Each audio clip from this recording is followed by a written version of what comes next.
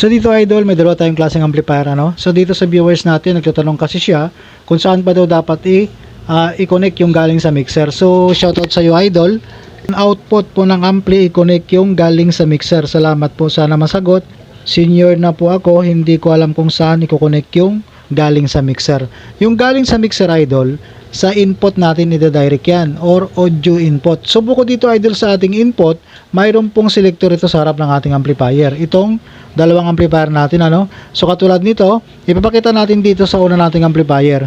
So ang kanyang selector dito o yung kanyang audio input dito ay dalawa, no? E and B. Tanong i-connect natin dyan, cellphone man yan, magagaling sa ating mixer. So dito tayo mag-input, mamili tayo sa dalawa niyan, depende sa selector ng ating amplifier. So ipapakita natin mamaya kung saan ba tayo dapat magko-connect dyan. So halimbawa naman itong isa nating amplifier, yung nasa baba, 4 naman yung kanyang audio input dito. So tayo gumamit dito sa tape, tuner, CD or BCD. So pwede tayo mag-connect dyan. So nakadepende din yan idol sa ating selector doon sa harap ng ating amplifier. So katulad nito idol, ito yung ating mixer. So output tayo dito ng ating mixer. Katulad nito ng ating gagamitin na dual 6.35 to dual RCA na connector. So halimbawa, output tayo dito sa ating left and right channel ng ating mixer. So katulad nito, itabi muna natin itong ating mixer ano. So ipapakita natin dito yung sa ating amplifier. Halimbawa dito, yung gagamitin natin dito sa una nating amplifier ay CD ano. So halimbawa, ito yung i-connect natin sa ating galing mixer ano. Input ito idol, audio input ito. Pupunta ngayon tayo dito sa harap ng ating amplifier na yung selector niya itapat natin sa kanyang CD para papasok yung signal na nanggagaling sa ating mixer or cellphone man kung wala tayong ginagamit na mixer dito. So kung halimbawa naman, dito tayo gumamit sa kanyang BCD, ayan, ganun pa rin ang gagawin natin idol ano.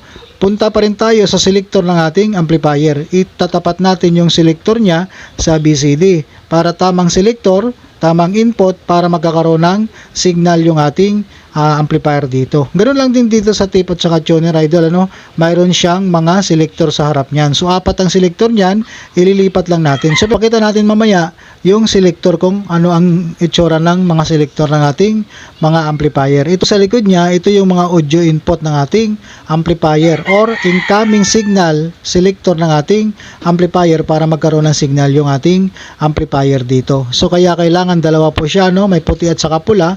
Left and right channel po yan. Tapos yung ating speaker dito, left and right channel output din yan. So kung may input tayong dalawa dito, itong dalawa na tong output natin, right at saka left, mayroong signal po na lalabas dyan. Isa nating amplifier, ang kanyang selector dito, yung kanyang audio input dito, dalawa lang, ano, A at saka B. Sa taas natin amplifier idol, ano, ito yung kanyang audio selector, ayan, A at saka B. Ayan, so pag mahaba, ibig sabihin selector A tayo. So kung naka-selector A tayo, dapat yung input ng ating nanggagaling sa ating mixer doon sa likod kanina, dapat nasa selector A. So pag nakapindot yan, mababa o maiksi dito sa selector B. So dapat yung ating audio input nasa selector B. Ito naman sa isa nating amplifier idol ano. So hindi siya masyado makita, pero aninag lang ano. Ayan. Yung selector dito, tape, tuner, DB, DCD or USB. Ano, dahil itong ating amplifier mayroong USB. So ito yung selector niya idol ano. Ayan, tapat-tapat lang po yan. So kung gamitin natin sa BCD, dahil itong BCD niya, itong pinaka arrow niya o yung palatandaan niya rito, itapat lang natin yan sa BCD.